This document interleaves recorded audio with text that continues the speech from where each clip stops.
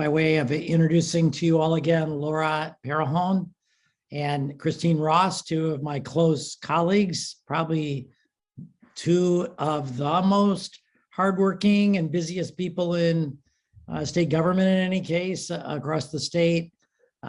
Laura with our oversees most of our medical aspects of DOH, and Christine, you've met multiple times before, was also here last week, our epidemiologist. We, again, like last time, we have a lot of data to get through. We will leave plenty of time for questions, but a lot is happening in the state, and we wanted to give you our view on what was happening in the state and what a lot of what we've been seeing in the news. And so with that, I'm going to turn it over to Laura, and then actually Christine to give us an update on vaccinations, Laura with the public policy view, and Christine with the epidemiological view. So with that, Laura. Okay, great. Hello, everybody. Good afternoon. And I'm going to give an update on the vaccine. So next slide. So thank you, New Mexico. 76.4 of New Mexicans 18 and over and 57.9 of 12 to 17-year-olds have received at least one dose. And 66.9% of New Mexicans who are 18 and over and 45% of 12 to 17 are fully vaccinated. So go New Mexico, you're doing a great job getting vaccinated. Next slide. What's really exciting in the news this week is that the FDA gave full approval for the Pfizer COVID-19 vaccine on 8/23/21. So that's for FDA approval for 16 and over. The FDA takes a lot of data and then they get the information and it says the vaccine is effective in preventing COVID-19 and potentially serious outcomes, including hospitalizations and death. This is actually really exciting. A lot of people have been wondering, well, why not 12 to 15-year-olds? It takes time for the FDA to approve this. So it's not that 12 to 15 aren't going to get approved. It's just that they came on later, as we all remember. So yeah, so this is great news. Next slide.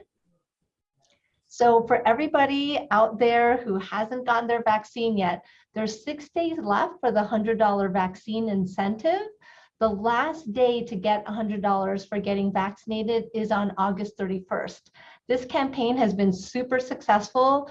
Almost 40% more vaccines have been given since the last month.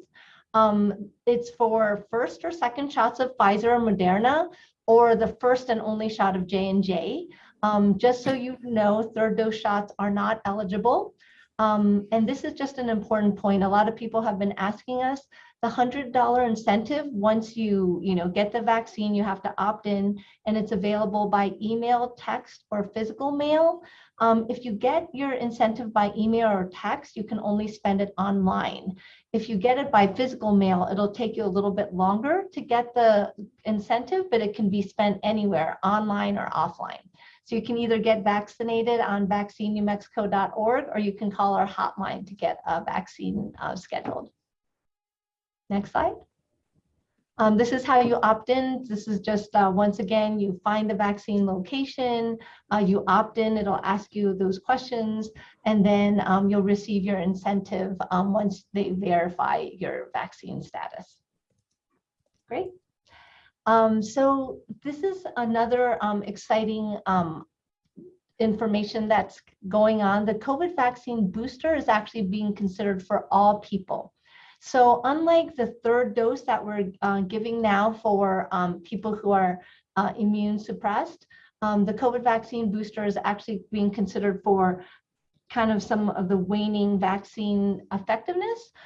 So Dr. Vivek Murthy, the Surgeon General, said, we know that even highly effective vaccines become less effective over time. That's normal. But at the same time, Secretary Scrase, David, has also noted that the recent surge is also due to the Delta variant. So this is just information that's, it's probably a combination of both, but the FDA is really evaluating and authorizing to see if they would authorize that vaccine booster. The CDC is providing advice and guidance regarding the third dose now. And then once that's approved, the New Mexico Medical Advisory Team will defer to the CDC and the ACIP recommendations, since that vaccine has already been evaluated by the Medical Advisory Team. So that's the update on the vaccine booster. I think a lot of people have been asking about that. Next slide. So who actually does need the third COVID-19 vaccine dose now? It's actually a limited group of people who basically never reach their full immunity from the vaccine dose because of being immune compromised. So basically, these are a group of people, people who are in active treatment for cancer, people who are having solid organ transplant, had a solid organ transplant, like a liver or kidney transplant, and they're taking immune suppression therapy, people who are getting a stem cell transplant or have like a primary immunodeficiency illness like the George syndrome, people with advanced or untreated HIV infection, and then people with active treatment of high dose corticosteroids or any other like immune suppressing drug. You can talk to your provider or pharmacist to see if that third dose vaccine is right for you. And then we also are urging our healthcare providers to please let your patients know that they can register to get the vaccine. And then if you are a vaccine, if you're a provider, please register to become a vaccine provider at takecarenewmexico.org. All right, next slide. And then we are so sorry. I think there was some confusion that we take responsibility for. A lot of people got a message in their text if they had cancer that they were potentially eligible for a third dose. We've now sent a new message that says it's only if you have cancer and are currently in treatment. So you will be receiving, those of you who did check off cancer will be receiving a new message, and then you just have to click on that you are currently in treatment in order to get your third dose. So sorry about that, and we hope this clears up some of that confusion. Okay, so my next slide is there's a lot of new data coming out about pregnancy. I've treated patients who got COVID while pregnant. It is really scary. Hospitalized and pregnant women with COVID can have very severe illness. Some women can have up to like getting an ICU admission, needing mechanical ventilation, and even die from COVID. So we really want to encourage all the women out there who are pregnant to get vaccinated to protect themselves. Next slide. This just shows how safe the COVID-19 is in pregnancy, and also that it doesn't affect fertility. COVID is one of those things that we're getting more and more information every day, and the data and the research shows that it is very, very safe to get a vaccine if you're pregnant, if you're breastfeeding, if you're trying to get pregnant, or might become pregnant in the future. The vaccine is extremely safe. We're actually really prioritizing this right now because we've gotten recent data that shows that 50% of women who are pregnant they didn't know about this recent data and information. So we're just trying to let you know so you can get protected from COVID if you're pregnant. Next slide. And we know that a lot of businesses and organizations are really recognizing the importance of the vaccine for protecting themselves and their businesses and their employees. And we really want to recognize and shout out Navajo Nation for now requiring the COVID-19 vaccine for their employees. Navajo Nation President Jonathan Nez announced this new executive order on Sunday. And now all Navajo Nation executive branch employees will need to be fully vaccinated against the virus that causes COVID-19 by the end of September, or be required to submit to regular testing. So thank you so much, President Nez and Navajo Nation, for doing this to protect our communities. Thank you so much.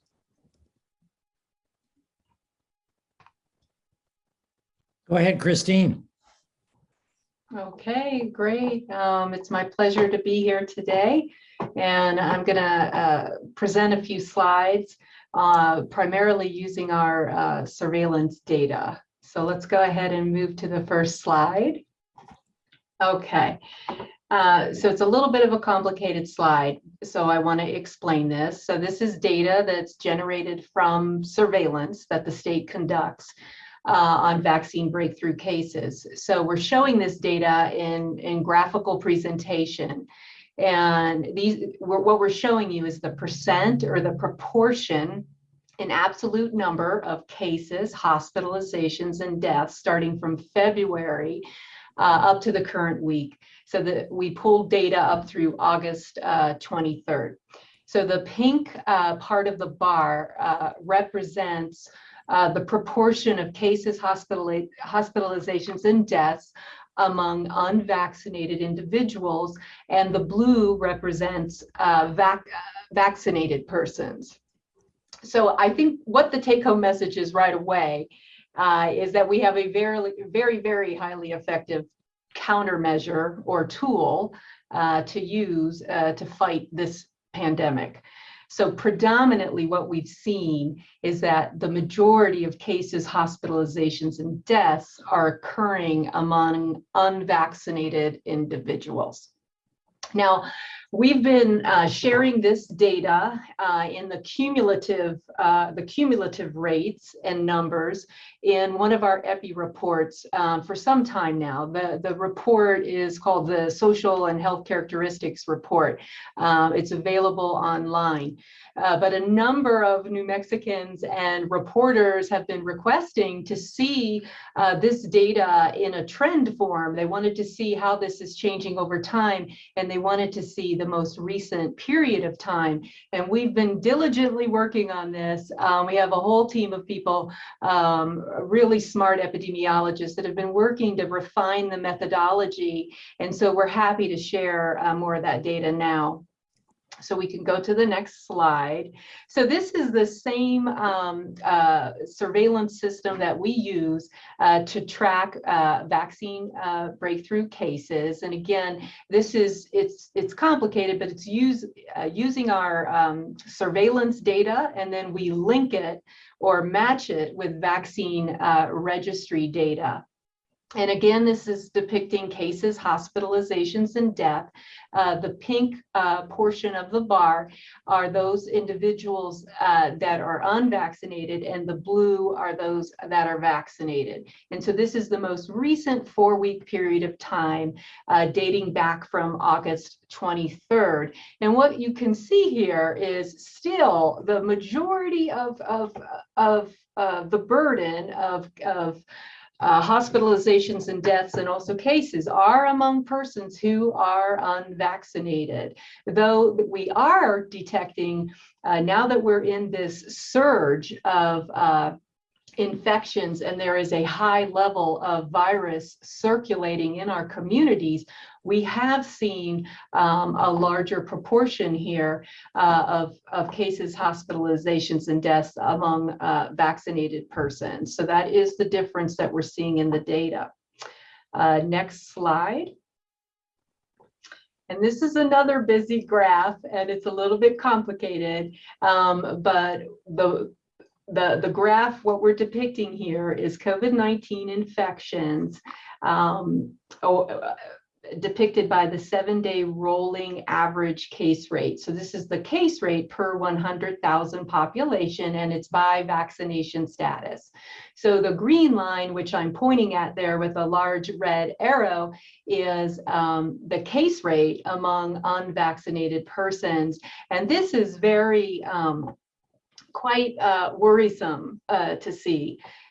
So this steep incline, there is just an exponential rise in the number of cases or infections, and this has been driven by, this is primarily among unvaccinated persons.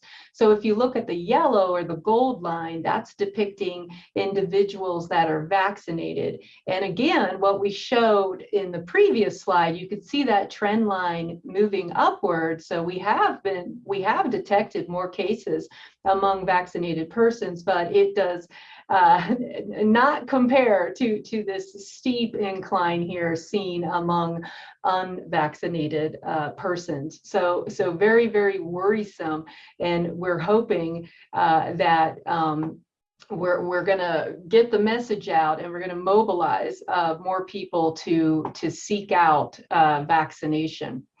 Next slide.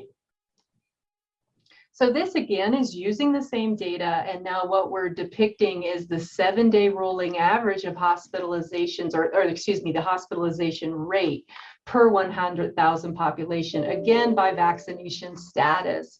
And again, the green line is depicting individuals who are unvaccinated, and the gold line, which does move, you can see that we have a slight incline there upwards, but predominantly what we are seeing is unvaccinated individuals who are taking up hospital beds.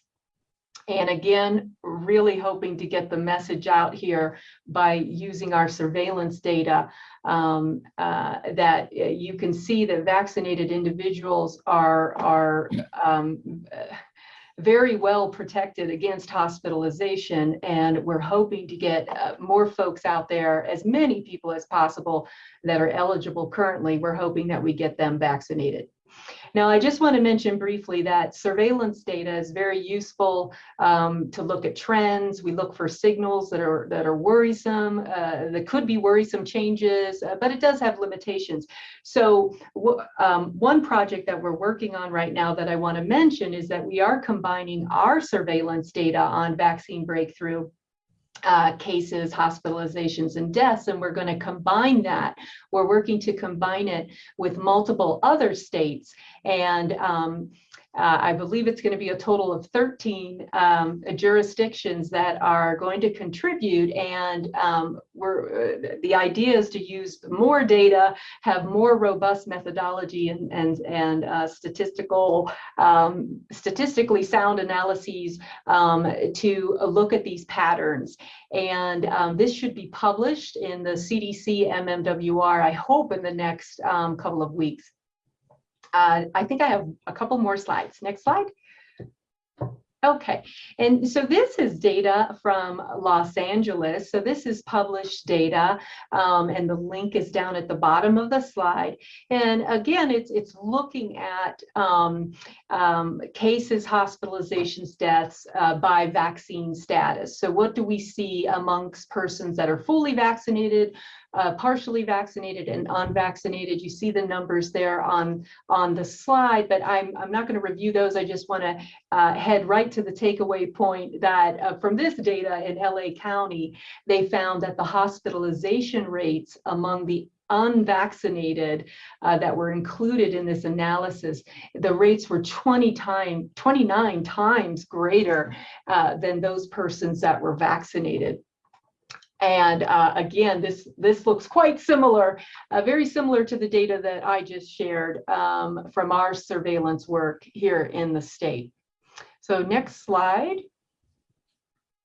Okay, again, so I talked about what we've shown you is our surveillance data. We talked a little bit about that there are limitations to surveillance data. So we want to look at vaccine effectiveness, vaccine breakthrough rates, using other methodologies when possible, and also other, certainly we want to compare to other states, we want to compare to published studies. So what we've shared here is some data from New York, and looking at vaccine effectiveness against infection. And what they have seen is a similar trend in what we showed you in our surveillance data, is that vaccine effectiveness against preventing infection seems to have declined over time. And this was seen in the New York State data, as well as this Mayo Clinic data, which is referenced on the bottom there of the slide.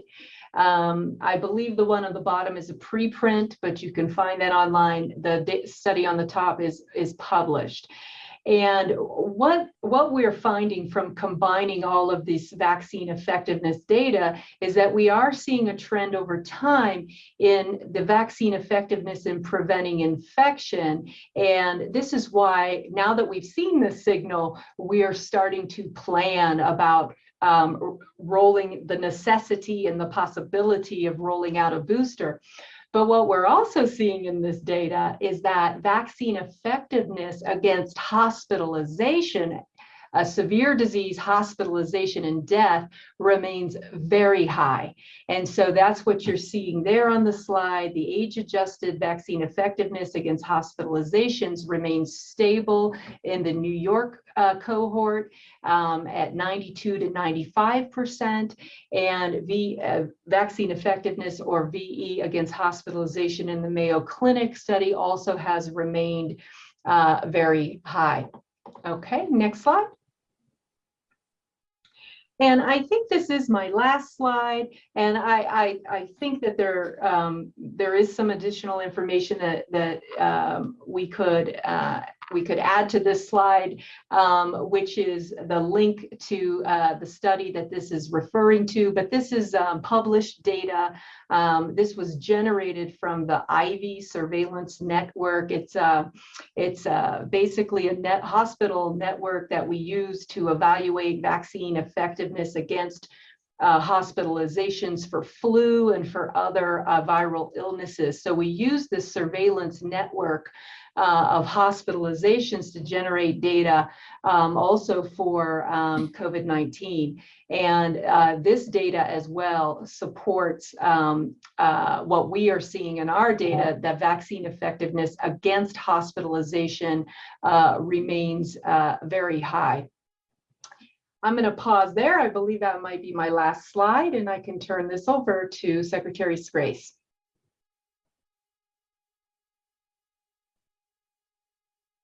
Thank you very much, Christine. Thanks, Laura, as well. Awful lot of information out there today. So I'm going to take you through where we are, and a particular focus on hospitals, because that's a big problem for us right now. Next slide, please, Brianna. Our usual epi curve, you can see the blue line is cases throughout the entire state. You can see the lines underneath are regions of the state.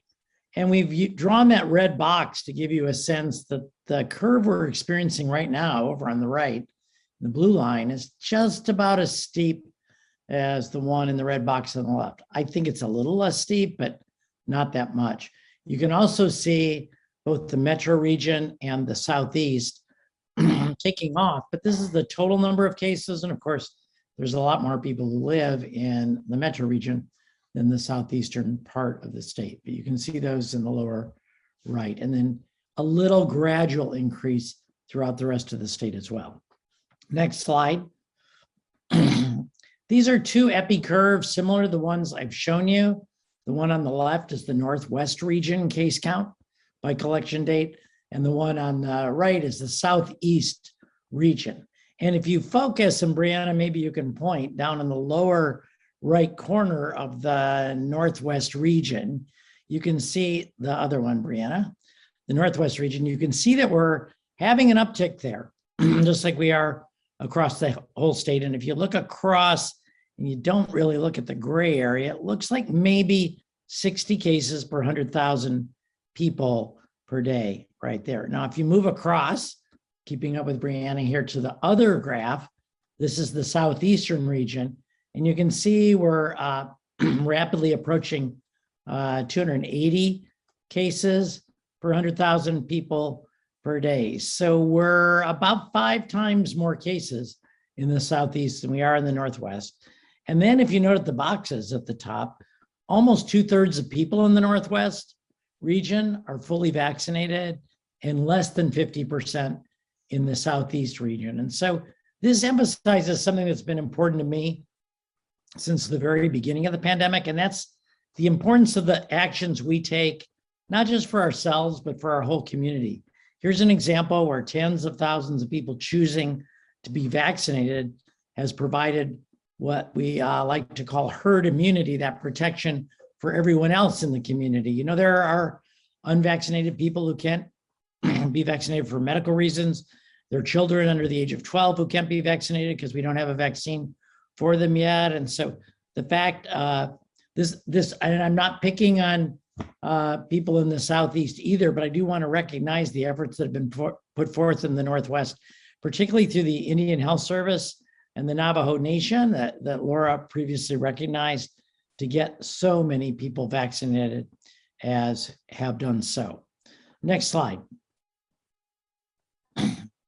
This is just it's not the red, yellow, green, turquoise. You're not having a flashback. This is the red, orange, yellow, blue system of the CDC.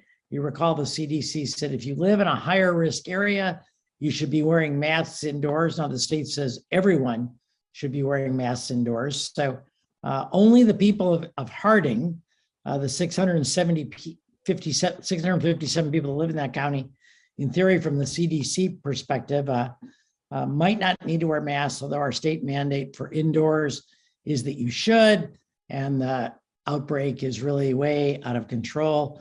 We've seen case rates in the hundreds in both Eddy and Lee counties, meaning that 0.1% of folks in those counties. So it's like every 10 days, 1% of the population will be infected. And that we've not seen those kind of rates in a sustained fashion ever in the history of this pandemic.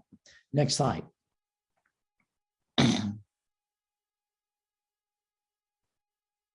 A national map that kind of illustrates the fact that ICU beds nationwide are filling up. New Mexico is in that high fill rate group. As of this morning, our ICU beds in the state are well over 100%, with the ICUs in Albuquerque, Presbyterian, and the university in particular expanding well beyond their capacity to take care of extra people. Atlanta is not in good shape. Georgia there. That is that Mississippi? No, it's Alabama. Sorry, it's Alabama. Atlanta is in charge, of course. Alabama just didn't report their data, which is why they're white on this map. Next slide, please. And in New Mexico, this is a report of all of the open ICU beds as of a single point in time. If you live in Albuquerque, Farmington, Las Cruces, there are very, very few ICU beds. And one thing is that because this is a single moment in time and because we're at over 100% capacity, these beds are filled before we get time to make the map and print out the graph. And so we have a very, very high fill rate of both ICU beds, which you can see on the left, and now just general hospital COVID beds, medical surgical beds are filled up almost across the entire state. Again, with a few openings in Clovis, a few openings in Gallup, but I guarantee you that all of those beds have been filled since this was reported on the 24th. Now, of course, more people will be discharged today and those beds will be filled, but we have over 50 people right now just on a waiting list to get ICU care. Next slide. Again, the graph that shows what kind of shape are we in our hospital systems, and with red being crisis standard of care, where the state declares that we no longer have enough resources to take care of everybody and that we're going to have to make decisions about who gets an ICU bed, for example. Some people have asked, well, gee, we don't have anywhere near the number of cases as we had last time, for example, near the end of November. Why are we so close already? And there's two reasons. One is staffing shortages play a significant role, and we don't have as many nurses, so we don't have any beds we can expand into. And that's something we're working on, but everyone in the nation has this problem with not having enough nurses right now. And so we're working to try to help and connect our hospitals with FEMA, the Federal Agency for Emergency Management. And we do believe we can get some extra funding for this, but still we're short, very, very short nationwide. And then the second thing is we have a lot more sick people in the hospital this year than we did last year.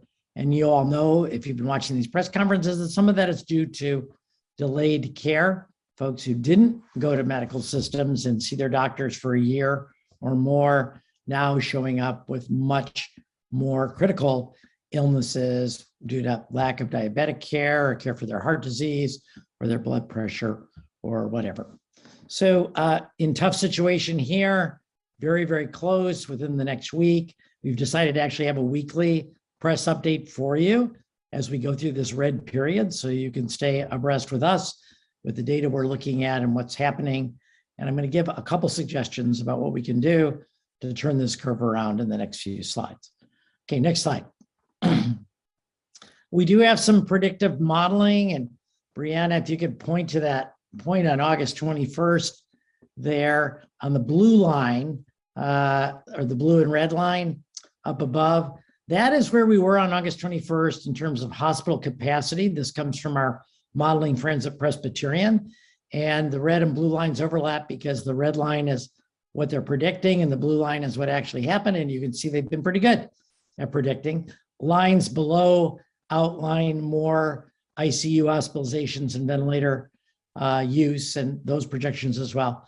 The problem we're having is that projection for the next 2 weeks up above. I just showed you slides that show that our hospitals are virtually full, and those brackets, if you can point to that, Brianna, and the projection for the next 2 weeks show another about, let's see, another 20% increase, 30% increase in hospitalizations just from several days ago. And so we don't have room for those folks. We don't have room for those New Mexicans. And we are working to do everything we possibly can to make more room, but we are just running out of rooms and of course out of staff to take care of patients. Next slide.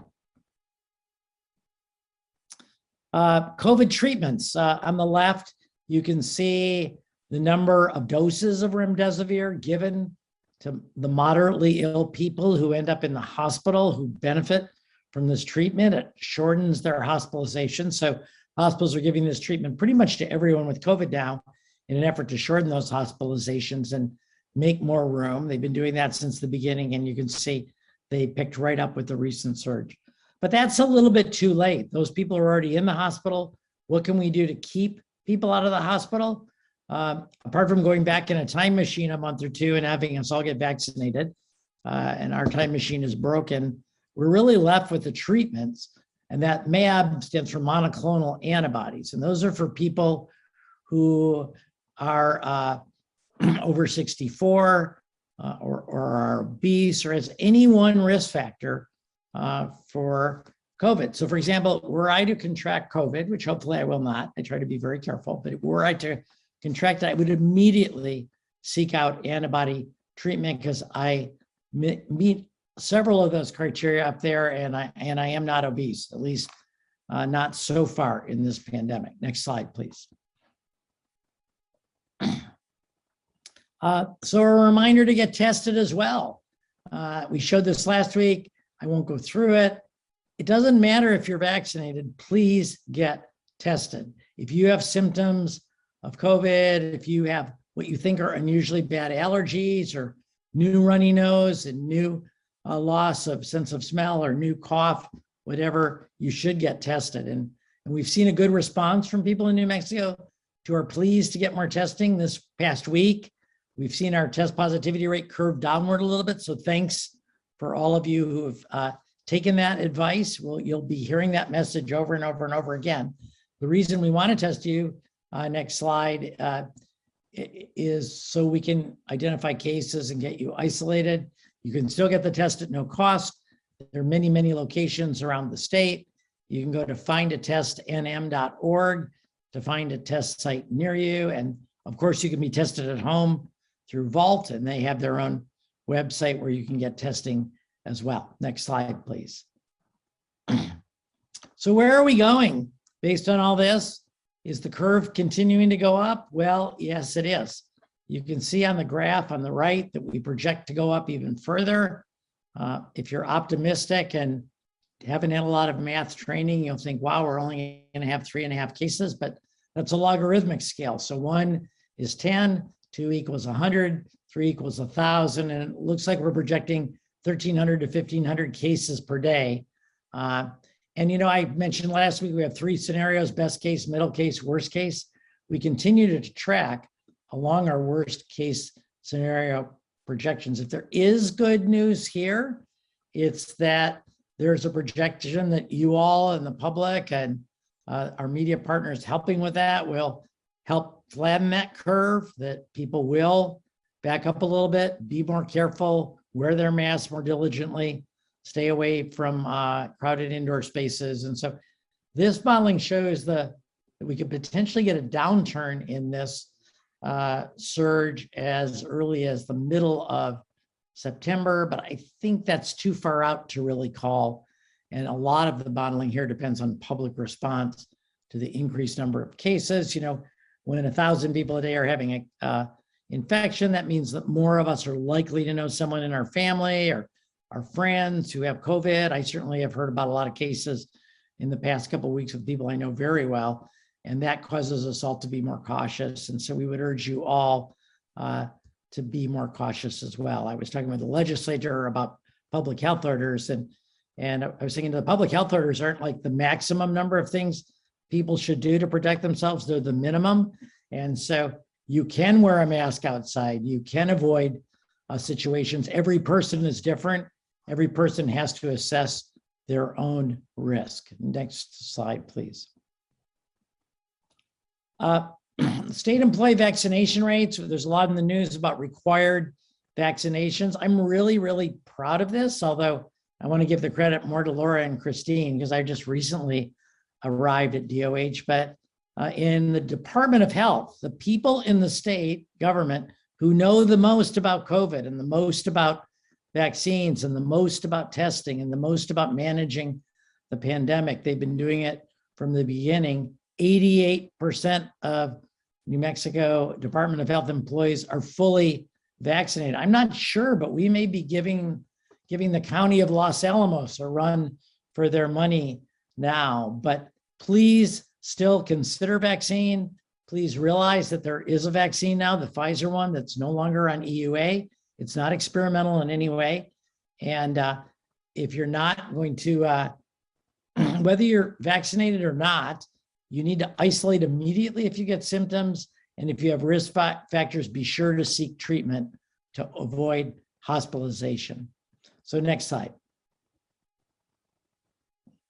And then I've gotten a lot of email and text messages about the upsides and the downsides of requiring medical personnel to be vaccinated. I think we've mentioned this before, but healthcare personnel have some of the highest rates of COVID cases in the country among all different types of workers. It does make sense because many of these folks are exposed to COVID every day, but they sometimes acquire COVID outside of the workplace as well. I've heard a lot of negative sort of feedback about how dare we require hospital employees or nurses or doctors to have vaccines. Well, just so you all know, hospitals across the country, the world, require a fairly long series of vaccines for all hospital workers from time immemorial. And so hepatitis B, influenza, MMR, varicella, Tdap, meningococcal vaccine, I've had them all, and I have to have those updated. Actually, I've not had MMR because I've had the measles, mumps, and rubella, and my blood test shows that I'm immune. But this is not a new thing in healthcare. And I've heard from folks saying, well, you know, our nurses are going to move to Texas because they don't want to be vaccinated. And I've encouraged, and I've heard of Texas folks coming across the border to recruit nurses. And I think New Mexico ought to go recruit the majority, the 2/3 of nurses in Texas that are vaccinated and get them to work in safer work environments here in New Mexico. So there's still a few more days. Most systems in the state I've talked to have made great progress reaching out and getting folks vaccinated. Some people are looking for exemptions, but this is an important part of our fight against the COVID virus in our state. I think we're coming close to the end. Next slide, please. I did want to talk about another tragic, you know, we all think that, you know, COVID is something that kills old people. Here's a couple from Georgia, married for over 20 years. They're both, you know, no longer living. They died within hours of each other. They left behind 2 teenage children, having to deal with their loss, you know, and Cornelius, their nephew, talked about how much he wished that his aunt and uncle had been vaccinated and about the pain they're experiencing. Again, these are real stories. They happen every day. They also happen in New Mexico. And please, if you have kids, strongly consider getting vaccinated if you're not already. Okay, next slide. Now we're going to go to a couple updates for the press. We would really appreciate your help in getting the word out about this. We're done with the COVID part of this, or at least the virus part of the COVID part of this, but there's some other programs that are changing, and we want your readers and viewers and listeners to be fully aware of. Number one, September 4th is the last day of federal extended benefits. So all of these 4 dots on the right come to an end on the 4th. We're concerned because we know that means we have a high percentage of unemployed people in New Mexico, still over 8%, I believe. And those individuals will now not have jobs sorry, they won't have jobs and they won't have supplemental income. Don't forget to certify for those federal benefits. A week has been added just so you can get those in if you haven't done it already. And the Workforce Solutions Department will make sure that you get any monies owed to you prior to September 4th. So please work with them on that. Next slide, Matt. Here's some numbers you can call, some links you can click on. NMDWS is well covered on Twitter, Instagram, and YouTube. So please connect if you're unemployed and receiving these benefits. We want to work with you. And as a new state response to this change, next slide, please. There is a new program called Ready New Mexico. And this is a program put together by Workforce Solutions, Higher Ed, and we are working and Workforce Connections joining together to provide training, helping you with applications for job, helping you with employment resources. Maybe you need more education. We're working to tailor programs to each individual. You can start that process by going to www.ready.nm.gov or calling the 800 number at the bottom, and you can start asking questions. And if your questions aren't answered by the chatbot, you can call the number and get further help. We really encourage every New Mexican who is unemployed to seek this out now, because getting you back to work and getting you a living wage is something that's going to be important to both us, but of course to you as well. And then on the next slide, another state resource that you may not have heard about. And again, our media partners, we'd really like your help getting the word out. A federally sponsored program, renthelpnewmexico.org. If you can go there if you're renting. I checked today, and if you're someone who's if you're one of the 1 million people receiving benefits through the Human Services Department, for example, you may well qualify for rental assistance benefits. Your income will qualify you, but there are other criteria as well.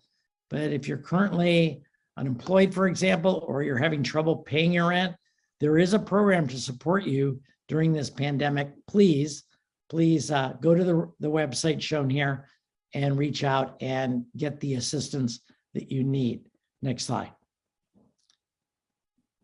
And here's just another graphic, and you can get up to 15 months of assistance. It's not just for rent, it's for utility bills. If you're homeless, you can even get support for hotel or motel costs while you're looking for housing. And this is not a loan. It does not have to be repaid. On average, participants receive over $4,000. And just a shout out also to renters, landlords, utility providers. We can provide you assistance to provide your low-income clients assistance as well in bulk. And we're very, very interested in helping you in that regard too. So 2 important programs as we're seeing federal assistance wind down that we want to make available to New Mexicans.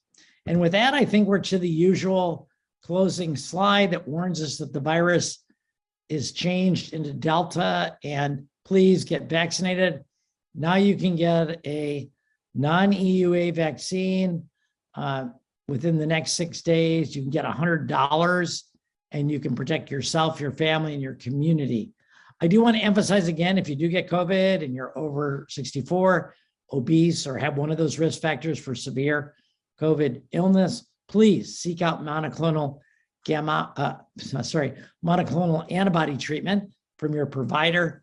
And we all need to take great care, wash our hands, keep things clean, mask up, always in indoor spaces, and keep that social distancing. And don't forget your preventative health care, and don't forget vaccination. With that, Matt, I think we're ready to turn it back to you. I know it was a lot of information again today. We knew there would be. Last time it was 50 minutes. Today it's 51, and we're open for all questions. Thanks. Thank you, Dr. Scrase. So with that, we'll just begin moving through the questions, the hands that are raised. I see a bunch. I'll just start at the top. When I call on you, if you wouldn't mind just repeating the name of your outlet so that our panelists are aware of who's asking and where you're from. And with that, we'll begin with Selena Madrid, followed by Algernon Damasa, followed by Susan Montoya Bryan. So Selena, you are unmuted. You should be able to ask your question. Hi there. Thank you so much for allowing us to be here and answering our questions today. I'm Selena Madrid with KFOX 14 and CBS 4 out in Las Cruces, New Mexico. A statewide protest was held today in response to Governor Michelle Lujan Grisham's order mandating all health workers to get the COVID-19 vaccine. What's your response to New Mexicans saying you're violating their medical consent? Are you all even listening to what they have to say? Well, I can start with that, but Christine and Laura may both want to add to that. I get a lot of emails. I answered, for example, 120 emails this morning from constituents who had concerns. It didn't happen to be about vaccinations. So I wouldn't want anyone to either think or even imply that we might not be listening. So just want to make that perfectly clear. We are a government of the people, by the people, for the people. And that does not mean, though, that we can possibly represent every individual opinion. In general, I guess my main answer is I know from a survey we did months ago that about 80% of hospital workers have been vaccinated, 80%. So at 80%, I think that shines a bright light on the idea that this is a gross infringement on people's rights or their medical rights. There is, in a pandemic, there are both personal rights and there's also responsibilities. And I think 80% of healthcare workers have already voted with their arms to receive the vaccine because they want to protect themselves from hospitalization and death. They want to protect their loved ones from hospitalization and death. They want to protect their patients from hospitalization and death. And so I think we're listening to the people who feel this infringes on their personal rights, but we also have a deep and a responsibility we take very, very seriously to protect the 80% of New Mexicans who healthcare workers who've gotten vaccinated already and all the people they care for. So I don't know, Christine, Laura, any other angles on that?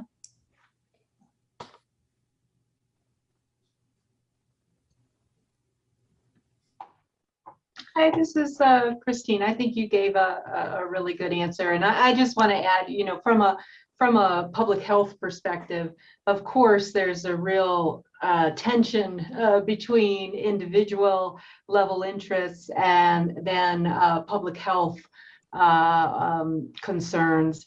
And definitely we hear those concerns, and it's quite challenging because we are in the midst of one of the worst, if not the worst, global pandemic that we have seen besides the global HIV pandemic that we are still currently dealing with. So I would say that we understand that.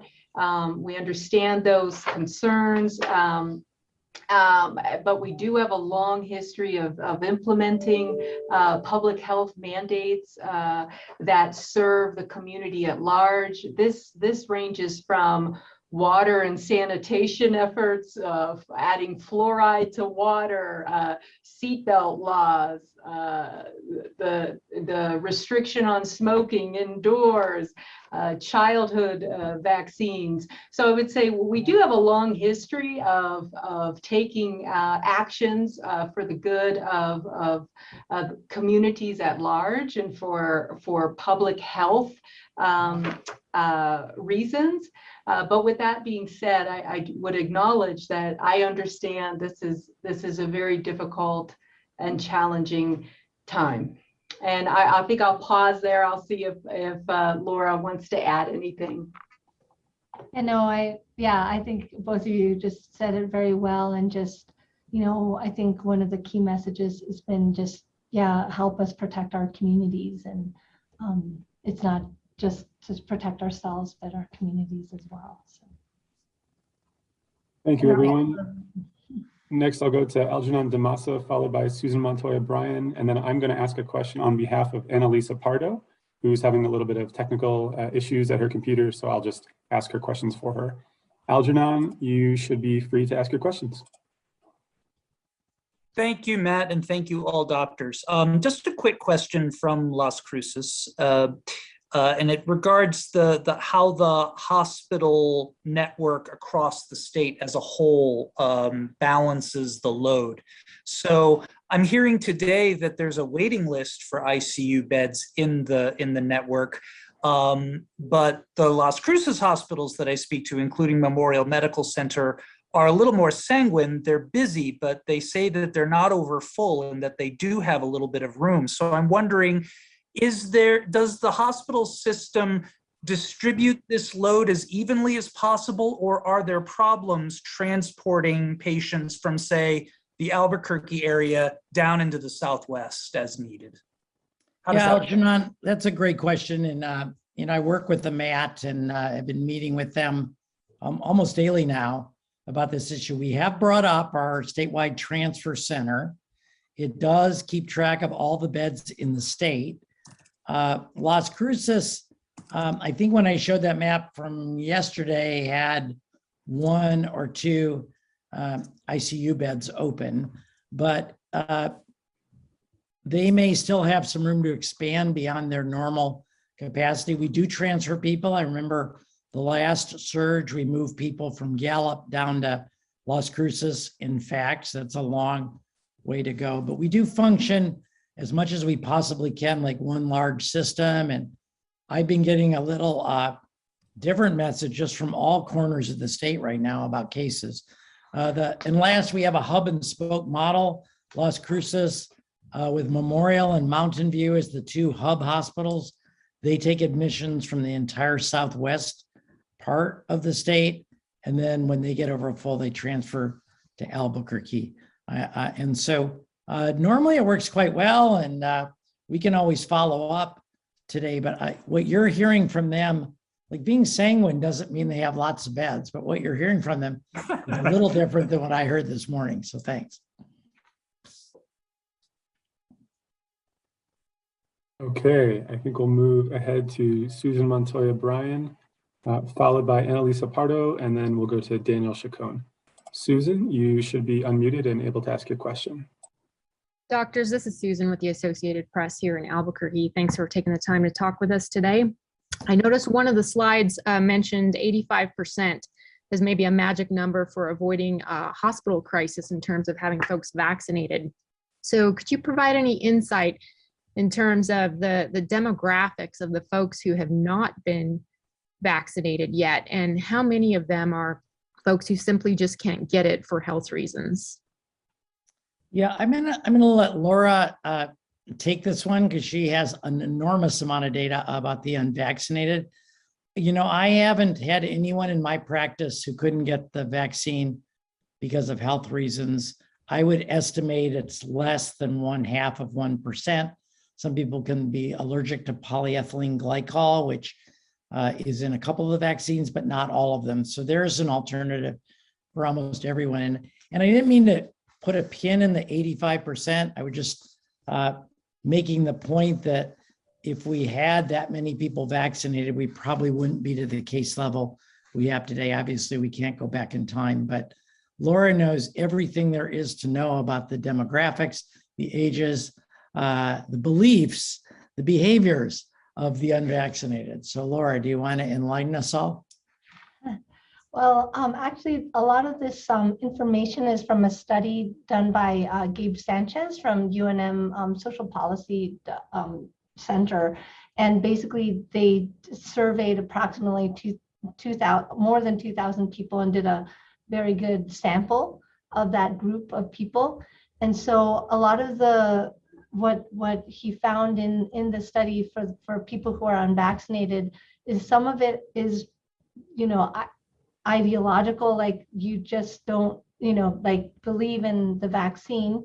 And then there are some people who, as you know, things get improved, like FDA, you know, they are concerned about FDA approval. So like the FDA approval would help people get the vaccine, or some people just are, you know, not having had time or are not getting the hours, like the evening hours are the best time for them to get vaccinated. So there's a group like that. But there is, you know, and I actually think New Mexico is doing better than what we thought would happen. He had predicted about 32% of people, according to the survey, would definitely not get vaccinated for different reasons. And actually we're above that right now, right? So we have a really good vaccination rate right now that's better than 32%. So I think as people are finding out more information about the vaccine, I think the Delta really did influence people. You know, it's so much more infectious. We're dealing with almost a totally different, you know, set of rules for the Delta.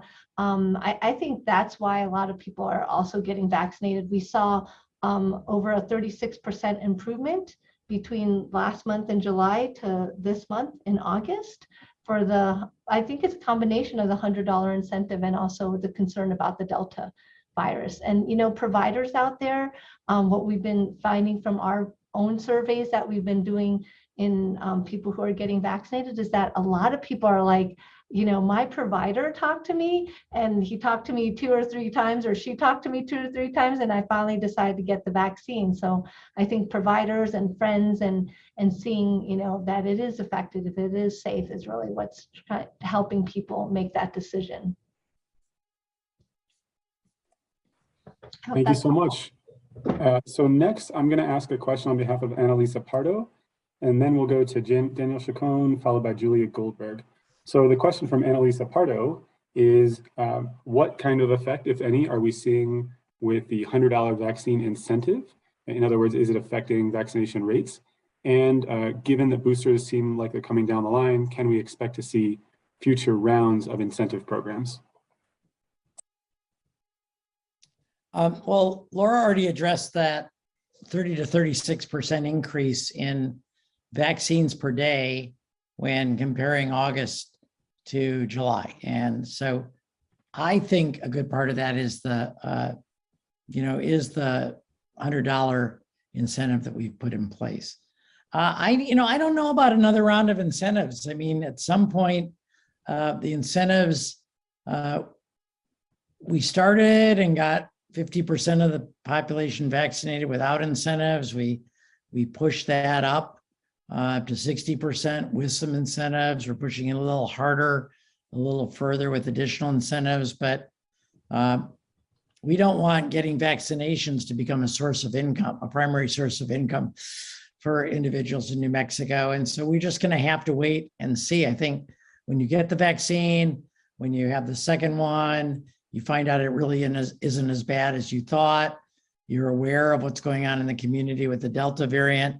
We'll just have to wait and see. I know I'm going to get my booster vaccine as soon as I'm eligible and not wait for an incentive. And I think at some point, we'll be asking communities more to work on this within their own communities as we have already to do it. But there are no plans in the works right now, no discussions that I'm aware of for another incentive. Okay. Next, we'll move to Daniel Chacon, followed by Julia Goldberg, and then I'm going to ask a question on behalf of Tony Rapp. So Daniel, go ahead and ask your question, please. Good afternoon, everyone, and thank you for taking our questions. Dr. Scrase mentioned that most hospital systems have made great progress getting employees vaccinated. What is the range of vaccination rates among hospitals in New Mexico? And do you have any sense of how many hospital employees will not comply with the vaccine mandate and how that might affect staffing levels and the ability to provide healthcare in New Mexico?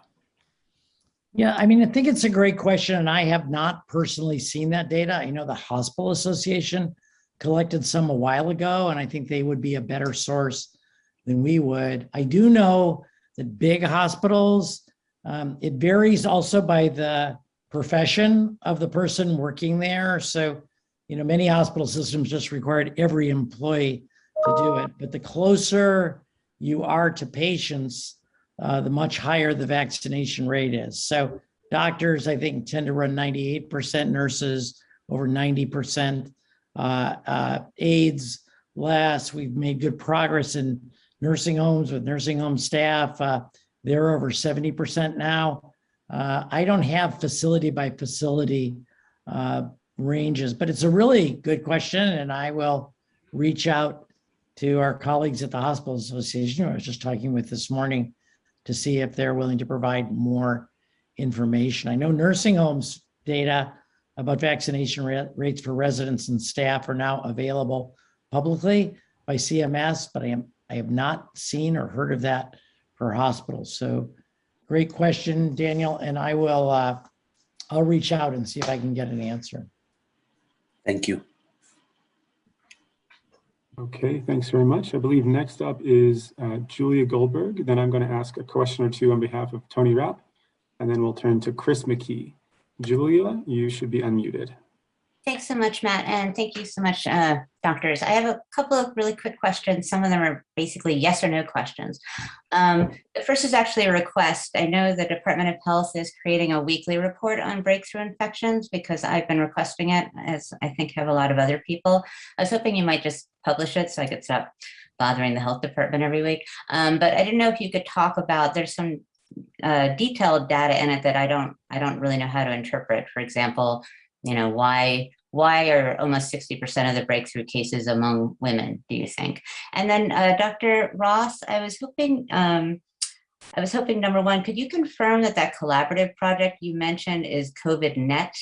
And then I also didn't know if you could offer some thoughts about that effectiveness data you referenced, if it aligns with your expectations compared with efficacy data. And I also was hoping maybe somebody could comment on, it looks to me from the social and health report as though there's been kind of a decline of cases among people with underlying conditions. And I don't know if that is simply another attribute of Delta being more transmissible, or if there's anything else to conclude from that. And I will stop there before Matt mutes me. Thank you. Well, Christine, I'm really excited about the report. We did scoop you for once, although you've been asking it for months, but I put the link, Julia, Dan from Albuquerque Journal has been asking us to. I put the link in the chat, but if you go to the usual epidemiology reports, there's a new report on the bottom called Vaccination Report, and I just brought it up myself, so I know that it's there. And you'll find the data you're looking for under Vaccination Report. But Christine can give all the other answers. I'm really proud of the team. We have some of the best data reporting in the whole country. And this kind of data is not available. We're one of a small group of states that was selected to work with the CDC on this issue because we actually track it. And that's really due to Christine's leadership and organizing the group into a highly data-oriented, data-producing machine, if you will. There's like 10, I think now, reports online every week, and they're weighty reports. Christine. Sure. So I would say that, yeah, I'm glad you've been asking the question, and I would apologize if it appears that there's been a delay. We've been working on this along with many other projects and studies even that we're trying to get off the ground. So this report, we're hoping that this will be useful. As Secretary Scrase said, it's going to be published weekly. We continue to discuss it and think through what, different graphs and ways that we can share the data that will be useful to New Mexicans and to reporters. So you might see that it might evolve a little bit over time. but that should be available. I'm glad Secretary Scrase said it's already there. I didn't know that it was posted quite yet. That's great. I would say that I think you asked me a question about vaccine effectiveness. I'm not quite sure if I have the spirit of your question, but I would say that, you know, we've reviewed our data with the CDC. This is data that we share with CDC. We also we discuss our data with other states, and we talk through the methodology to make sure that we can actually compare what we're seeing with what other states are seeing. And it took us some time to feel confident that we had refined the methodology and that we would be what we were sharing was good information, or in other words, we felt good about the work that we had done, and felt that the trends that we were seeing were indeed valid or real. And yeah, yes, I would say it coincides with other data, other surveillance data. It coincides with published data now that is coming out from a variety of sources here in the United States and also globally. Let me pause and make sure that answered your question. Oops, I see that you also asked something about the MMWR. I can't speak to all of the jurisdictions, if all of their data is coming from COVID-19 or not. I haven't reviewed this yet carefully, so I can't quite answer that, but I can certainly take a look and get back to you. But again, we're hoping that will be published within the next 1 to 2 weeks. I don't think there's going to be any big surprises. Again, we all talk to each other. We look at each other's data. We discuss the trends. And again, what we're seeing is fairly consistent from jurisdiction to jurisdiction, and it's consistent with what's been published. I think I'll pause there. Let me see if I missed anything. Christine, there was one about women being 60% of vaccine breakthrough cases. And I don't think we know that, Julia. We know that men are more susceptible to more severe disease. That's the data. I was given that. I was given that data, 59.7% in New Mexico. So. No, I believe you. I'm just saying, I don't know if we know why that is. Oh, why? That's what I would say. You know, if I were just being a guy, I know that women are much more sociable and interact more with others than men do. And so it may be that they just have more contacts. So it could be that it's not really the independent variable at all, but it's associated with a level of activity or, you know, caring for driving kids to school, or I don't know what, that might, not for sure, but might be the driving force. But I think we don't know. And I'm not sure if we've seen that in other data. I haven't seen this level of granular data from other states, so I don't know. I haven't either. And Dr. Ross, just to clarify, my question about effectiveness was less asking about the accuracy of our data, but last week or 2 weeks ago, Dr. Scrase had mentioned that he would talk at some point about effectiveness versus efficacy. And I thought that the data that you were discussing related to those effectiveness studies might be an opening to that. So that's what I was referring to, but okay. Thanks. Yeah, thank you. So just to go back to the first discussion, I just want to say that, you know, I think the question you asked about gender is really interesting, and it's one that I will look at a little bit closer. And as I mentioned, you know, trying to interpret surveillance data can be challenging for a number of reasons, and especially the vaccine breakthrough surveillance data.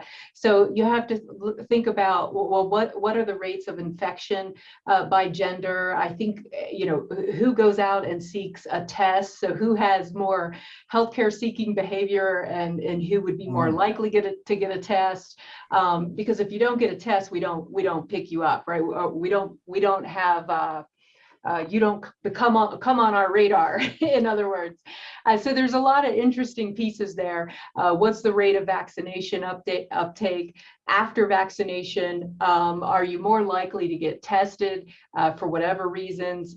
So there's a lot of complicated factors that go into it, and so to be able to read into exactly what it means is definitely challenging, but it's a great question. I think I'm still not certain if I'm understanding the spirit of the question, but I would just say, we conduct clinical trials to determine vaccine efficacy. So I don't know if that was a terminology question, so forgive me if I'm not getting it right. So these clinical trials are very controlled, and this is what we use to give us our initial understanding of the vaccine's efficacy.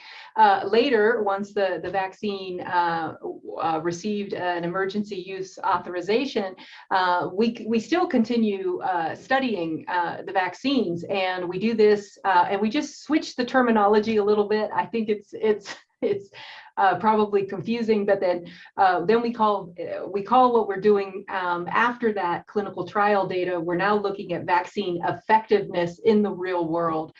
So that means it's not as rigorous as a clinical trial. You may not have answered every question in the clinical trial. So this is real world data that's generated on how effective is the vaccine at this point in time in this specific cohort of people that's being studied. And this gives us a lot of rich information. So I hope that second stab at it might have answered that question. But again, what I'm reporting out, I would call it vaccine effectiveness. Okay, next. Thank you, doctors. Okay, next, I'm going to ask a couple of questions on behalf of Tony Rapp from the Santa Fe New Mexican. After that, we'll turn to Chris McKee, followed by Brittany Costello. So Tony wanted to confirm some of what he heard earlier in the press conference.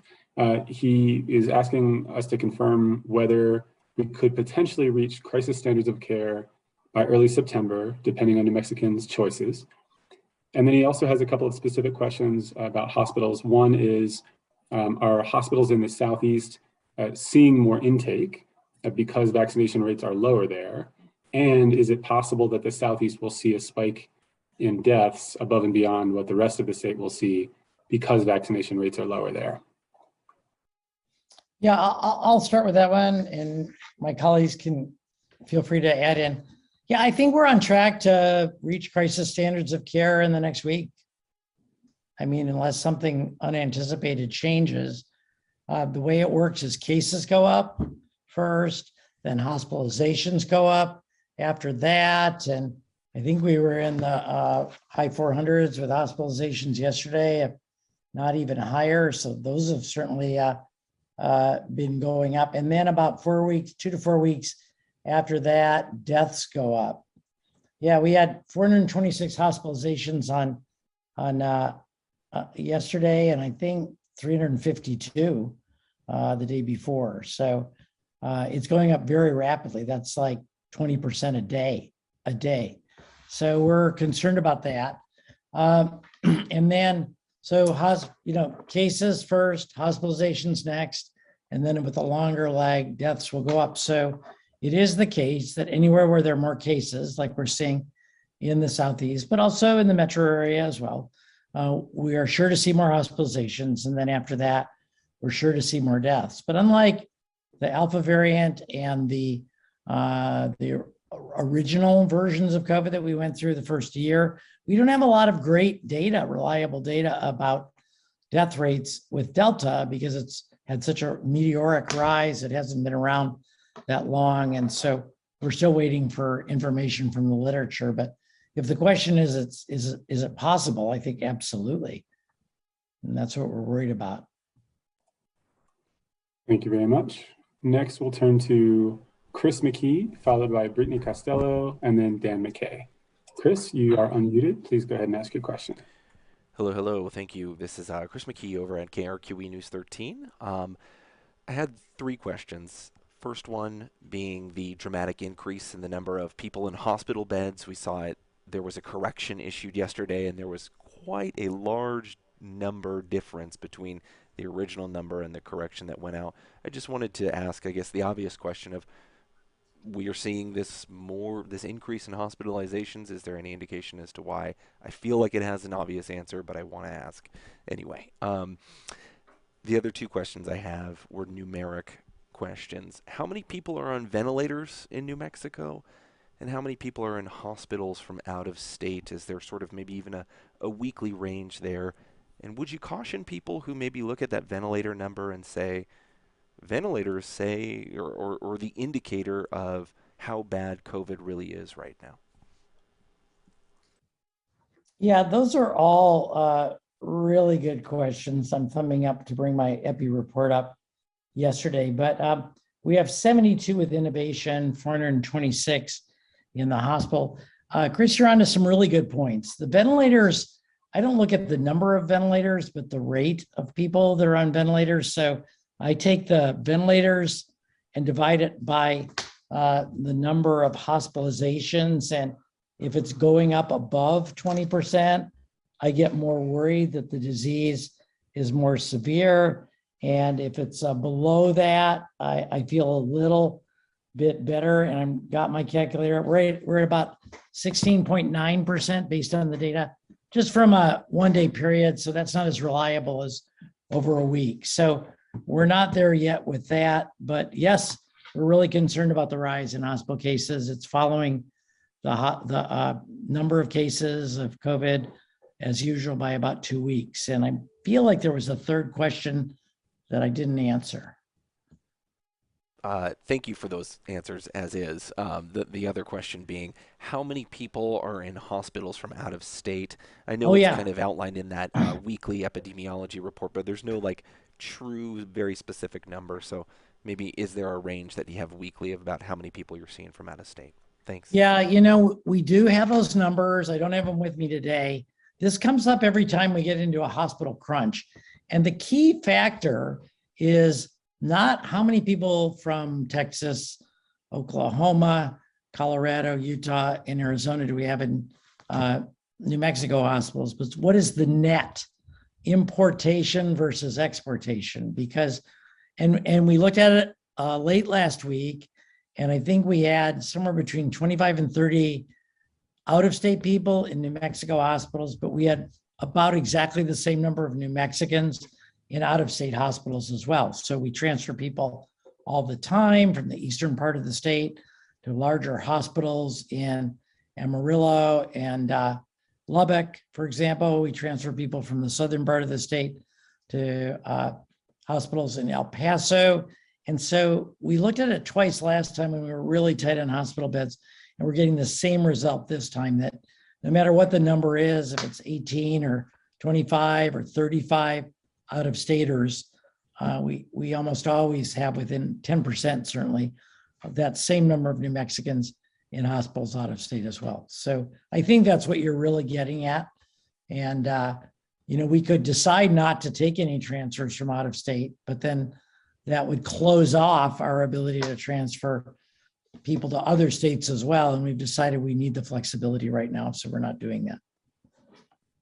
Thanks. Dr. Scrase, the only other thing I would add, I think there was a question about an error, and I think there was just simply a transcription error yesterday that went out in the press release, and someone caught it and then quickly changed it. So you're correct. There was a correction made, but the final number given is the correct number, and we should have today's EPI report done shortly, and then the press release will come out with our daily number for today. Thanks to you both. And I actually just wanted to jump in and offer a friendly request / reminder to the whole press corps.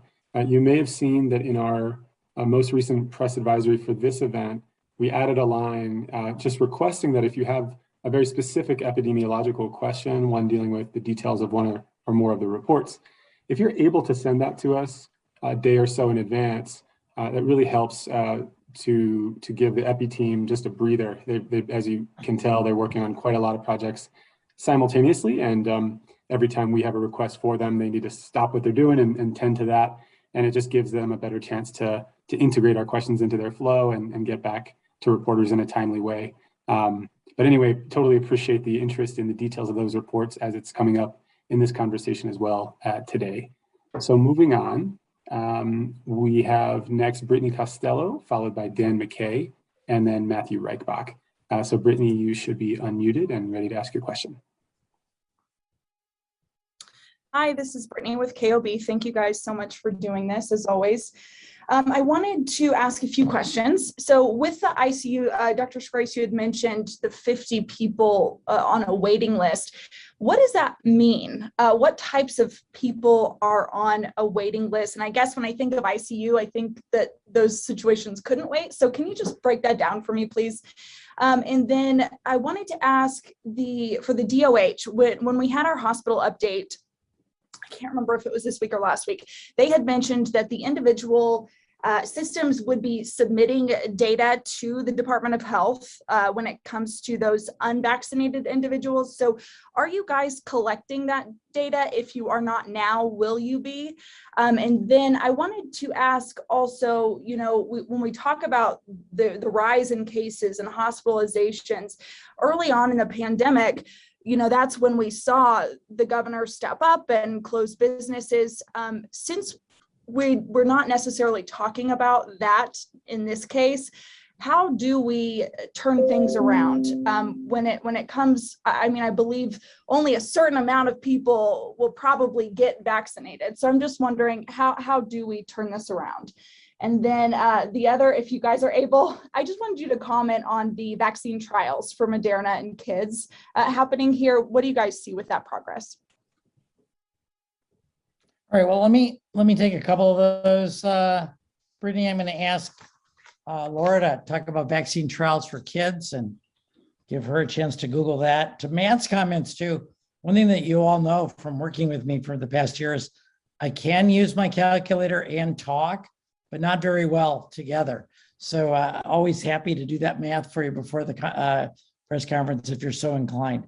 ICU, there's 50 people on the waiting list. Aren't these people like super sick? What's going on? Well, they are super sick, Brittany. These are people in hospital emergency rooms that have been there a couple of days. These are people in hospital beds where there is no ICU capacity in that hospital, like a small rural hospital. I've had doctors call me from all over the state saying, why won't you take my patient and transfer to Albuquerque? And so, you know, I'm uncomfortable in this situation. So it is a serious situation right now. And that is something that these people are all just the kind of people you imagine who need an ICU bed, and they need it now, and we don't have that capacity. And to the previous comment, we are moving people all over the state to fill whatever bed is available. Unvaccinated data on hospital workers, will the state be collecting that? I think there's an intention. I actually talked with a hospital association about that today. To do that, we're not collecting it yet. They still have quite a bit of time. Well, not that much time. They have another few days to get everybody vaccinated by the end of this week. And then there will be some sort of regular report similar to what we have with nursing homes. And we're working out the details of that now. How do we turn this whole thing around? You know, last time the governor just shut everything down, and should we do that again? So this is where I go into philosophical mode a little bit.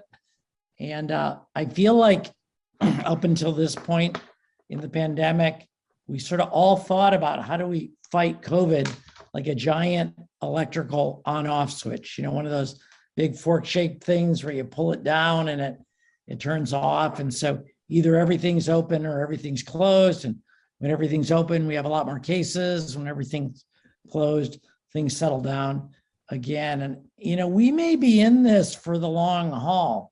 Seeing this vaccine that was so great for us the first 6 months not work quite as well for preventing infection, although still preventing hospitalization and death, you know, that's a wake-up call. I personally think the answer is more in the rheostat model, where individual communities, individual people judge their own situations, their own risks, and make adjustments accordingly. I do understand that you'll have some people who don't want to follow any of the rules. I get that, but we can't just enforce absolute compliance with a shutdown for 4 or 5 years if this pandemic were to go on from variant to variant to variant. And so I think this is really back on individuals and communities. I think individuals and communities can make more of a difference, acting in concert to fight the pandemic than the state government can do. We had a question earlier about a big protest because people don't think healthcare workers should have to be vaccinated. My 100 emails were about whether kids should need to wear a mask, and clearly proven totally effective ways of fighting the pandemic that people have chosen not to adopt. And so, I mean, if other people have better ideas about how to mobilize the community, let me know. I think we're looking as an administration to find a way to involve everybody, and where we can impose, we don't have to impose on people the right thing to do, but people can just choose it. Laura, do you have any thoughts from the vaccination perspective about what we're doing to try to get people to adopt that, understanding that not everyone will? Yeah, no, I think exactly what you're saying. Just, I think we have to meet people where they are. We do have a history of mistrust, of, racism, of historical trauma in our healthcare system, right? And so part of it is up to us as a healthcare system to build up trust, to be part of that community. And that's part of what we're trying to do at the Department of Health, reaching out with community health workers, giving people the facts and the information that they need to make that personal decision and that community decision. And that's where I think we're looking to our communities and looking to how we can all work together, because this isn't, like you said, this isn't going away. We're going to get new variants. The more people that are unvaccinated, the more new variants we're going to get. And who knows if we're going to get something even more dangerous. So I think this is really the time, like you said, to come together, figure out ways we can, as a health system, continue to reach out and figure out ways to build community and build a way to protect each other. So. Christine, do you have any thoughts on that? Yeah, I just wanted to circle back to the first question. I think it was asking, do we collect information from hospitals?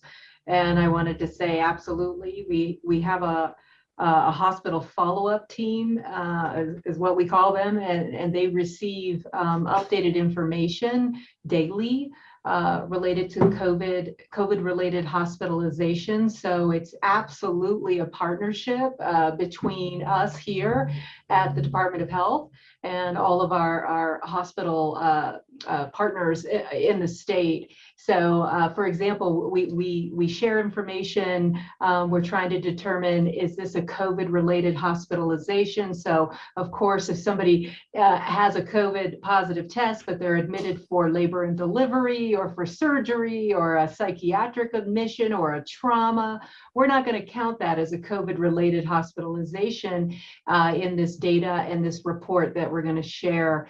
And so absolutely, we exchange information with our hospital partners. Vaccine data, that primarily is derived from the vaccine registry, which is called NIMSIS. But just wanted to circle back to that first question and let you know that indeed we do receive data from our hospital partners. Yeah, and I think combining that and what I said, that the question about, are we getting the vaccination rates of hospital workers? We can use that system that we have in place that they're reporting on daily. Like all the data you get about hospitalizations is through that system. So that's actually a good idea. We could just add that field and have them report it once a week. Thank you. Thanks to the three of you. Next, we'll turn to Dan McKay, followed by Matthew Reichbach, and then Nash Jones. Dan, you are unmuted. Hi, thank you for taking our questions. Can you put the, one of you put the 50-person ICU waiting list into some context for us? Has New Mexico had a waiting list for ICU beds that has reached that size anytime recently? Would you characterize it as, something that happens from time to time that you have a waiting list this size, or is it alarming, unusual? That's it. Thank you. Dan, it's a great question. It's a completely new phenomenon. We brought the call center up statewide 3 times. At the beginning, and then again in the fall last year, and we just brought it up a couple weeks ago. And so the waiting list is a new phenomenon. They were so overwhelmed with calls. There's a law that doesn't allow us to say no to people unless every single bed is full. But I think people felt badly. We're debating whether the utility of a waiting list or not. It's about 50 people, not 50%, but there are actual issues related to whether the state as a giant call center can cut off admissions from outside the state. There's a lot of legal research going on, but I think there's a presentation that I'll be at on Friday to go over this waiting list question further. And so we'll have more after that, but it's new, it's temporary, and I think it's well-meaning people trying not to close off all hope, but it's moving slow. You don't take a lot of people off a waiting list when all your beds are full, and that's the problem. I think there was a question, Laura, I'm going to go back to you about the clinical trials for children 6 to 12.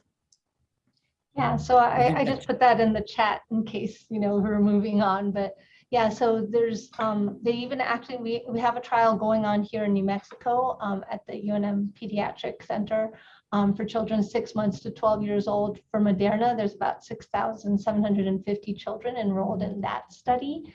And basically, we need to go through clinical trials before we can get an EUA. So they're expecting that perhaps in the fall, late fall or winter, they may have an EUA for children under 12. So we're just watching that, hoping that, that'll happen for children. And until then, I mean, that's another reason why we need to get vaccinated, because we need to protect our children under 12.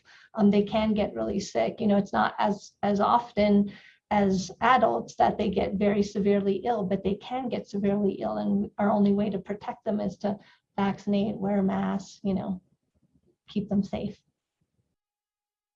Thank you, doctors. Before I move on to the next question, I just want to make a friendly suggestion to the group. I think we started this practice of saying that each person would get to go once, and we encourage one question per person. And I suspect maybe what's happening is that because folks only feel like they'll get to go once, they're asking multiple questions, often questions that aren't super closely related to one another. And so our panelists are doing their very best to scribble the questions and ensure they all get answered. But it may be more effective going forward, perhaps at beginning with the next press conference, if we just cycle through everybody more than once. And if we're able to do that, I'd ask that folks really do limit themselves to one question or one topic so that we can kind of move through things in a really coherent way. So we'd really appreciate if you'd be willing to try that. Thanks for being receptive to our suggestions for process improvements here. Next, we'll turn to Matthew Reichbach, followed by Nash Jones, and then Jeffrey Plant. And I don't see any more hands raised, so that would be the final set of questions unless someone decides to raise a hand between now and the end. So Matthew, you are unmuted. Hi, thanks for doing this. And after that, I will say that I have two questions.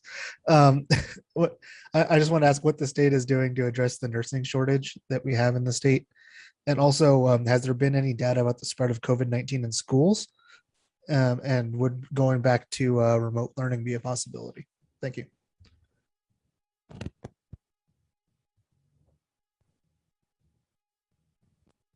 I think you're muted. Sorry about that. There was a garbage truck backing up in the background, and I wanted to spare you all that. I was working with the Hospital Association this morning on the nursing shortage. Our team, Chris Emery and others, have reached out to FEMA, the Federal Emergency Management Association organization that is funding a lot of state efforts with the pandemic, and they are now willing to provide federal resources to help to bring in what are called traveler nurses, nurses who, work 13 weeks in one place or 8 weeks in one place and move to another place. And those folks have been real busy. The state of Missouri contracted with a provider to provide thousands, if they could get them, of traveling nurses at $200 an hour. That's significantly higher than the going rate right now. We talked with the Hospital Association today about whether they're interested in that. And they're actually not. They can get a better price doing it directly. Two, if the state were to contract for a certain rate that was higher than any hospital, then those nurses would move out of those hospitals here in New Mexico.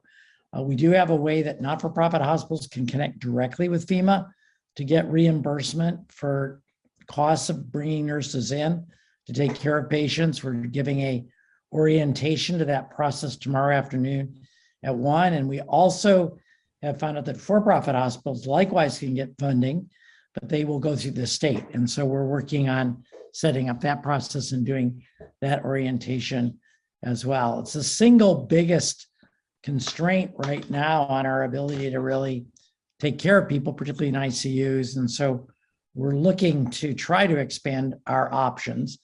At the same time, though, there aren't a lot of unemployed traveler nurses in the United States because of the incredible crush on hospitals in every state. And so it's one of those situations where we may be in or in soon, where it doesn't really matter how much we pay people, it won't be enough money to get them to move in. And so we're working to link hospitals with FEMA directly for not-for-profit, and we're working to link for-profit hospitals to FEMA through the DOH today. And then I'm going to let Christine maybe talk about cases in schools.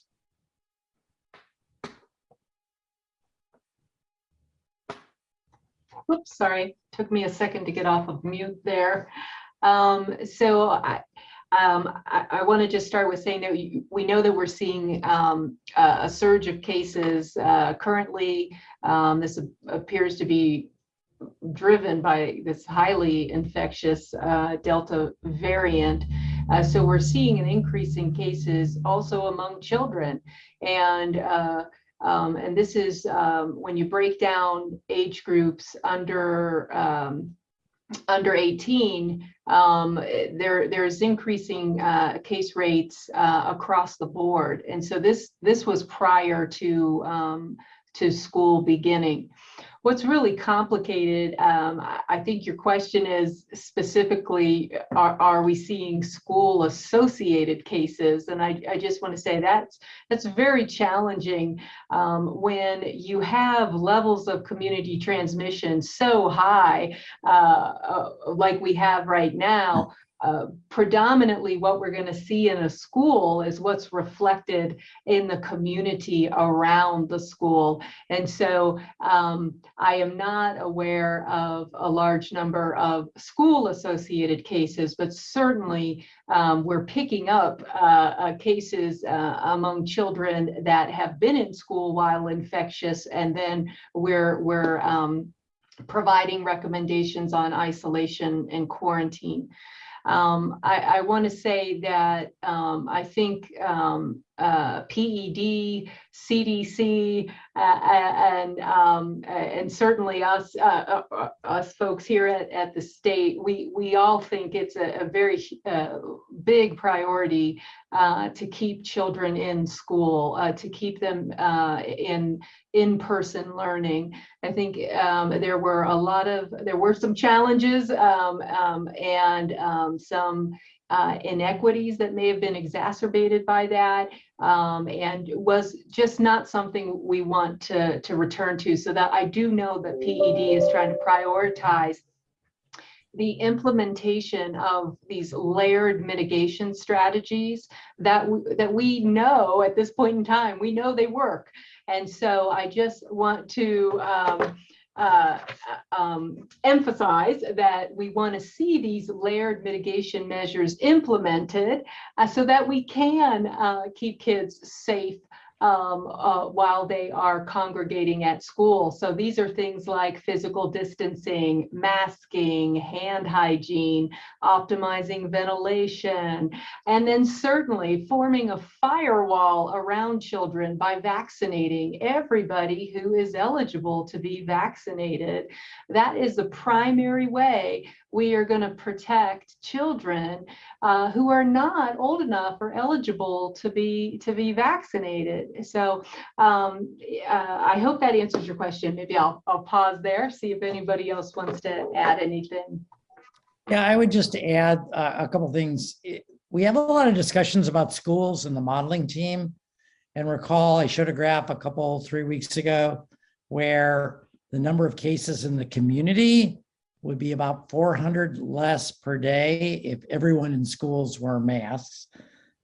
That's important. It's really important. And again, people protesting their personal right to not wear a mask, but 400 cases a day in New Mexico, that's a lot of cases. 400 more. So it was 1,000 a day with all kids wearing masks in school, 1,400 a day if just the unvaccinated did. And then I wanted to underscore Christine's point as well. There is a line of thinking that says that kids are more likely to get COVID when they're not in school than when they are in school. Like if you take them out of the community and put them in school where there's so much more control, as she said. So I don't think there's any discussion about returning to in-person learning right now. And I think that the point we sort of made earlier about the fact that we have to find this balance between not the on-off switch, but the rheostat. We do reopen, we go back to things like in-person teaching that are just dramatically more effective, but then we all have to step up and take the necessary precautions to ensure our kids are masked and the teachers are masked and that everybody stays safe.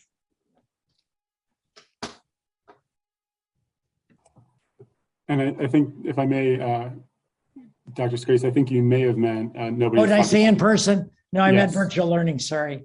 Thank you. You're welcome. I'm passionate about that one. So yeah, there are no plans to, in case this is on video, we have no plans whatsoever at this time to return to virtual learning. We know kids learn better at in-person school. We just have to keep them safe.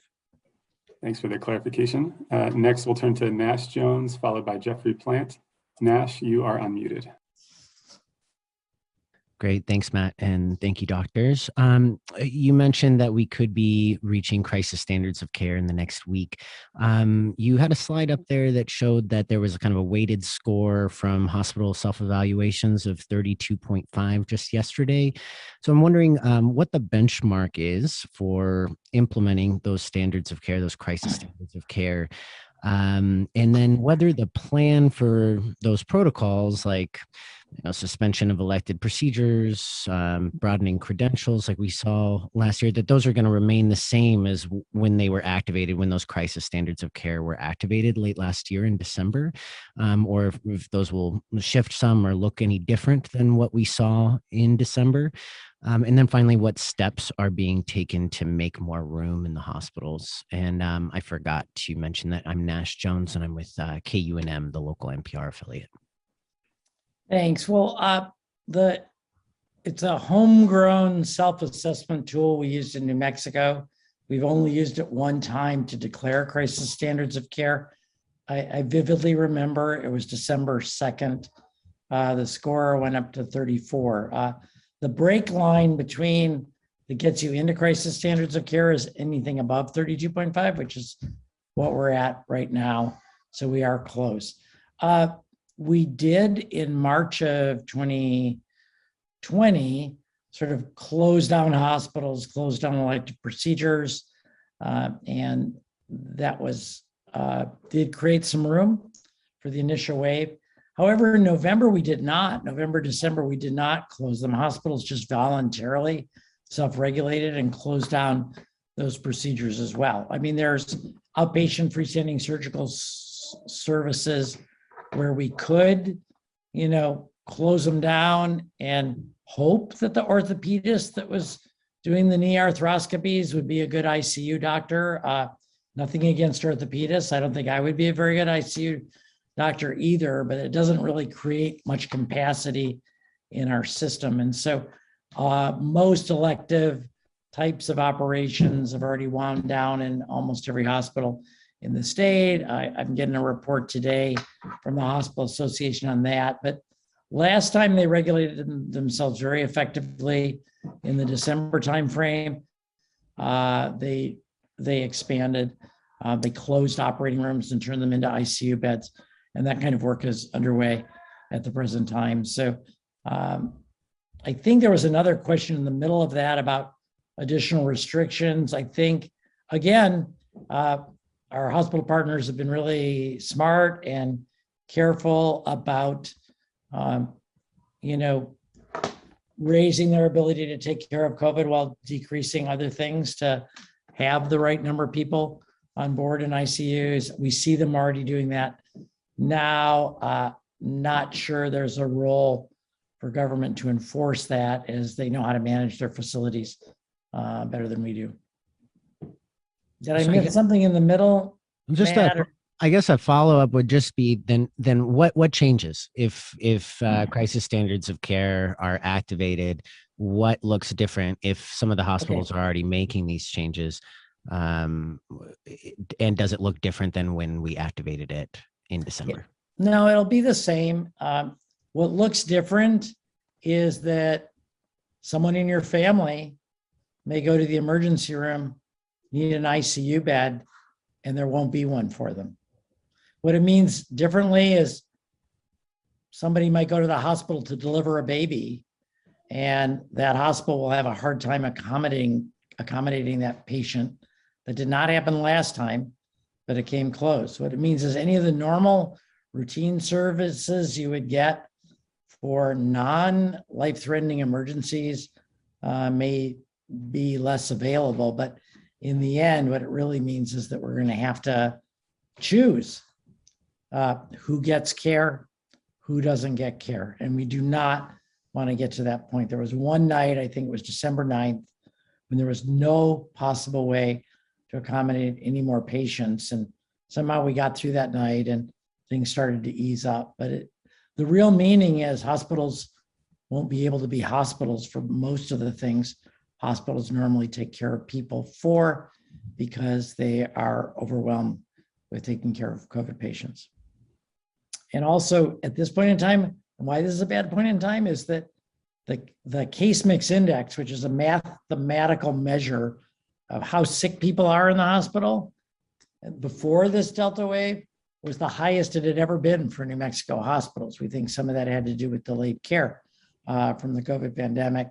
And so they're already, they have a lot more beds filled with very sick people that they can't simply move out right now. So it's a very harsh and grim reality. I hate to be the bearer of it, but unless more people can get antibody treatment and we can ease this pressure on the hospitals, it's going to be very uncomfortable next 2 weeks for folks needing hospital care in New Mexico.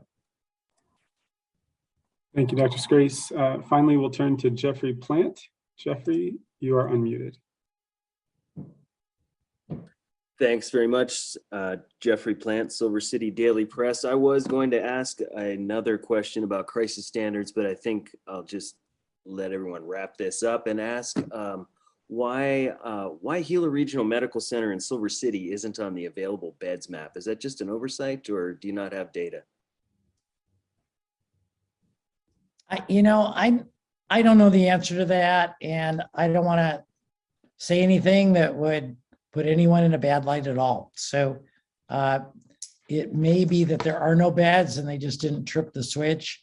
It could be that they're not on the ICU bed list because they don't have ICU beds, but they do. They do. Okay. 6, yes. 6 ICU beds. So yeah, that's a great question, and we will ask.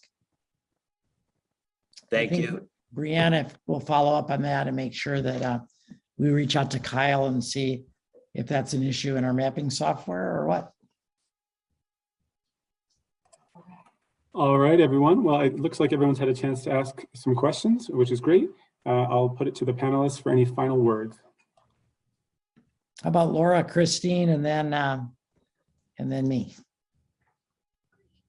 Yeah, I just last week to get that $100 incentive, and also talk to your providers and get more information so that you can get vaccinated. It's our only way out right now, I think, to help protect our state and our families.